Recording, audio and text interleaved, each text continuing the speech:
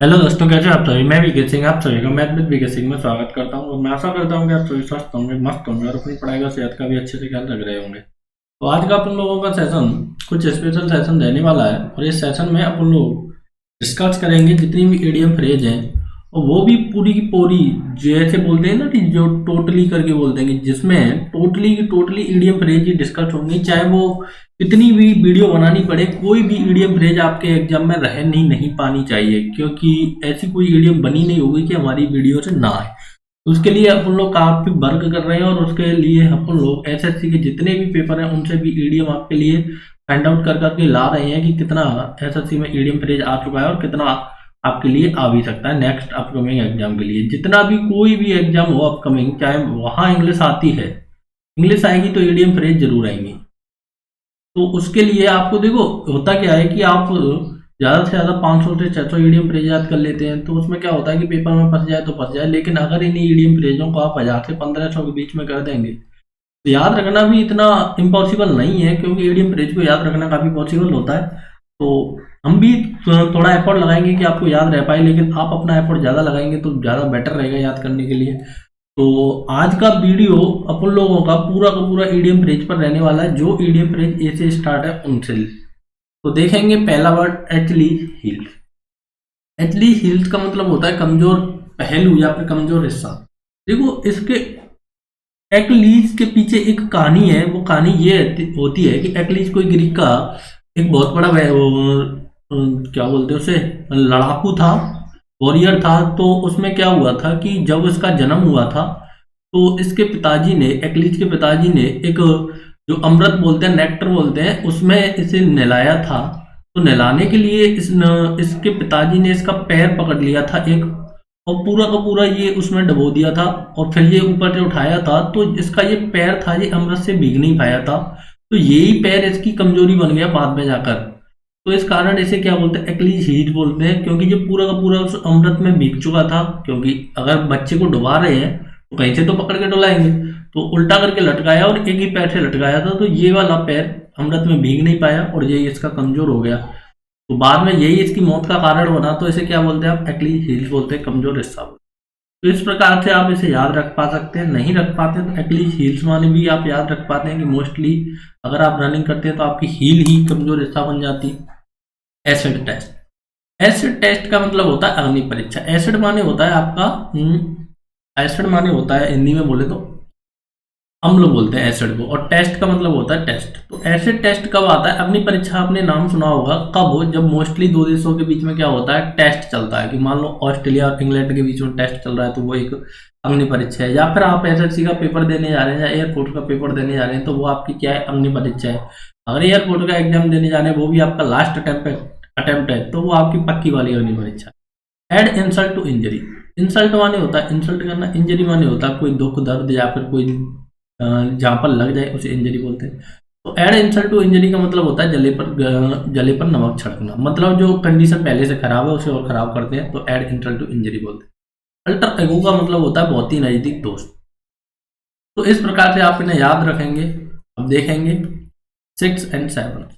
देखो eight 6 and 7 का मतलब होता है तितर बितर। तितर बितर का मतलब ये होता है कि जो भी चीज कोई अरेंज नहीं है, बिखरी हुई पड़ी है, उसे बोलते हैं तितर बितर। A fish out of water. तो a fish out of water का मतलब होता है बेचैन। तो एक मछली को अगर आप पानी से बाहर निकाल देंगे तो वो क्या हो जाएगी, बेचैन हो जाएगी। जैसे कि मान लो कोई न्यू लवर है, न्यू लवर को आप कोई भी फ्रीडम मत दो, मिलने से मना कर दो, जो भी कर रहा है उससे मना कर दो, तो वो क्या हो जाएगा, बेचैन हो जाएगा। तो एड फिश आउट ऑफ वाटर की कंडीशन कब होती है, मोस्टली न्यू लवरों की ही होती है। एड fish a fish out of water की थी कंडीशन, जब उनके घर वालों को पता पड़ जाता है, मोबाइल छुड़ा लिया जाता है, तो उनकी ये वाली कंडीशन हो जाती है। All eye for an eye. All eye for an eye. देखो all eye for an eye का मतलब होता है जैसे को तैसा। हिंदी में बोलते हैं आप इसे टिट फॉर टैट। तो जैसी किसी ने आपको आंख दिखाई उस आपने भी उसको ऐसी ही आंख दिखा दी। All eye for an eye. An apple of discord. Discord माने होता है झगड़ा। तो जो झगड़े की फसाद है, जो झगड़े की जड़ है, उसे क्या बोलते हैं आप, एन एपल ऑफ डिस्कॉर्ड। तो कॉज ऑफ क्वेरल हो जाए या फिर डिस्प्यूट पोजीशन हो जाए, तो कॉज ऑफ क्वेरल इसके लिए काफी अच्छा रहता है कि झगड़े की जड़। ये डार्क हॉर्स। डार्क माने होता है आपका घना, हॉर्स माने होता है घोड़ा। ये डार्क हॉर्स का मतलब होता है जिसके जीतने की संभावना नहीं हो और वो मैच जीत जाए। मान लो कि इंडिया काफी अच्छा खेल रही है और ऑस्ट्रेलिया अपोजिशन में, एक मैच में मान लो 37 रन चाहिए, तो इसके जीतने की, सॉरी, एक ओवर में 6 बॉल पर 37 रन चाहिए, इसके जीतने की संभावना लगभग 0 है, क्योंकि अगर कोई 6 छक्के मारे तो भी 36 ही बन पाएंगे। लेकिन हुआ क्या कि 2 गेंद चली गई 9 आउट ऑफ लैंड। उसके बाद आपको क्या हुआ, 2 गेंदों पे लग गए छक्के, फिर से 6 बॉल बच गई, तो फिर से पता पड़ा कि फिर से इन्होंने छक्के बना दिए और एक ही ओवर 37 रन ले गए। तो ये क्या हो जाएगा, ये डार्क हॉर्स हो जाएगा। और ये टीम भी कौन सी है, मान लो ये टीम ऐसी है अफगानिस्तान, जो कभी मैच ही नहीं खेलती, तो जो कभी सही से मैच नहीं खेलती, मैच तो खेलती है कभी तो मैच खेलेगी, तो ये क्या हो जाएगा, ये डार्क हॉर्स हो जाएगा, जिसे जीतने की किसी को संभावना नहीं थी, कि उसमें लग रहा था कि ये जीतने वाले नहीं है। तो देखेंगे a man of straw. A man of straw, straw का मतलब होता है तनिका, तनिका, भूसा, भूसा, जो भी आप बोले, तनिका, भूसा, भूसा। तो एक कमजोर आदमी या फिर एक मामूली आदमी, मामूली व्यक्ति का मतलब ये होता है कि जिसकी कोई भी बात नहीं माने और जिस पर काफी क्या है, पैसे की कमी है, ए मैन ऑफ स्ट्रॉ, या फिर बोल सकते हैं पैसे की कमी, पैसे की कमी वाला व्यक्ति। तो जो भी आप बोलना चाहें, तो स्ट्रॉ का मतलब होता है तनका, तो एक ऐसा आदमी जिसे आप तरीके से कंट्रोल कर सकें, तो ये मैन ऑफ स्ट्रॉ, ठीक है जी। या फिर उसके पास तनका ही है, केवल घास फूस ही उसके पास अवेलेबल है, उसे क्या बोलेंगे आप, पैसे वैसे कुछ नहीं है, घास फूस ही अवेलेबल है, तो कमजोर आदमी। ए ब्लैक शिप, ए ब्लैक शिप का मतलब होता है, देखो भेड़ आपने देखी होंगी, मोस्टली भेड़ कैसी होती है, बैट होती है, लेकिन अगर कोई भेड़ ब्लैक आ जाए तो वही हो जाता है, और वो पूरी की पूरी भेड़ों के लिए कैसी हो जाती है, अशुभ हो जाती है। ए ब्लैक शिप का मतलब होता है अशुभ व्यक्ति, जिसे देखकर आपका पूरा का पूरा दिन खराब चले जाए, उसे आप क्या बोलते हैं, अशुभ व्यक्ति। मान लो सुबह से ही काम बिगड़ने लग रहे हैं, तो आपको याद आता है कि आप सुबह से किसका मुंह देख लिया, तो उसके लिए क्या बोलते हैं, ए ब्लैक शिप। नेक्स्ट है eight a stone's through. Eight a stone's through का मतलब, स्टोन्स माने होता है पत्थर, थ्रू माने होता है फेंकना, जितनी दूर तक आप पत्थर फेंक पाएंगे। देखो पत्थर आपको 4 किलोमीटर तक तो नहीं फेंक पाएंगे, काफी पास तक ही फेंक पाएंगे। तो एट अ स्टोन्स थ्रू का मतलब होता है नजदीक, कोई चीज आपके पास है, मान लो कि आपका स्कूल आपके पास है, तो आप क्या बोलेंगे, एट अ स्टोन्स थ्रू है। या फिर आपकी कॉलेज आपके घर के पास है, एट अ स्टोन्स थ्रू है। या फिर कोचिंग आपके घर के पास है, एट अ स्टोन्स थ्रू है। आगरा आपके घर के पास है, एट अ स्टोन्स थ्रू। जो भी चीज आपके पास हो, मतलब ज्यादा डिस्टेंस आपको ट्रेवल ना करनी पड़े, उसके लिए आप प्रयोग करते हैं at a stone's throw. Next word है to add a new feather in one's cap. तो आप जब कोई नई उपलब्धि हासिल कर लें या फिर नई सफलता हासिल कर लें, उसका बोलते हैं एड a new feather in one's cap. तो बड़ी आसानी के साथ इसे याद करेंगे। नेक्स्ट वर्ड है to have an axe to grind. Grind माने क्या होता है, किसी चीज को पीसना। एक्स माने होता है आपकी कुल्हाड़ी, to have axe to grind, तो आप कुल्हाड़ी को क्या कर रहे हैं, ग्राइंड कर रहे हैं, पीस रहे हैं। तो इसका मतलब यह है कि अगर कुल्हाड़ी को आप पीस रहे हैं, तो इसका मतलब क्या होगा कि आप बहुत ही ज्यादा स्वार्थी हैं, आप वहां से कोई ना कोई स्वार्थ निकालना चाह रहे हैं, तो इसका मतलब होता है सेल्फिश। इसका मतलब क्या होता है, सेल्फिश। तो बड़ी आसानी के साथ आप इसे याद करेंगे, सेल्फिश मोटिव, यहाँ पर आपका खुद का अलग से मोटिव हो, क्योंकि कुल्हाड़ी को आप पीसते नहीं है, काटने का काम करती है। तो एडम सेल, एडम सेल का मतलब होता है जो पानी शुद्ध है, नीले से शुद्ध है, जिसमें कोई भी इम्प्योरिटी नहीं है, प्योर ही प्योर है, तो उसे बोलते हैं Adam's ale. At a snail's pace, snail's pace का मतलब देखो, स्नेल्स माने होता है घोंगा, और घोंगा कैसे चलता है, काफी धीमी गति से चलता है, तो धीमी गति से चले उसे आप एट अ स्नेल स्पीड बोलते हैं। ऑल एंड सनड्राई, सनड्राई, सब कुछ किसी में होना चाहिए, सब कुछ या सभी। ऑल एंड सनड्राई का मतलब होता है जो भी चीज है वो क्या है, सारी की सारी है। और देखो सनड्राई का मतलब होता है विविध, विविध का मतलब होता है डिफरेंस। जो चीज सारी की सारी डिफरेंट थी, वो किस में आ गई, ऑल आ गई, ऑल एंड सनड्राई। ऑल माने सब, सनड्राई माने विविध, तो सारे के सारे विविध क्या हो गए, सब कुछ हो गया, इसमें कुछ नहीं छूटा, पूरा का पूरा विविध भी आ गया। मान लो आपके मैथमेटिक्स के 4.1, 1.1, मान लो 1.2, 1.3, और फिर आगे मिसलेनियस। तो ऑल एंड सनड्राई का मतलब ये तो तीनों है ही हैं, और ये भी मिसलेनियस इसमें क्या कर दिया आपने, इंक्लूड कर दी, तो ऑल एंड सनड्राई।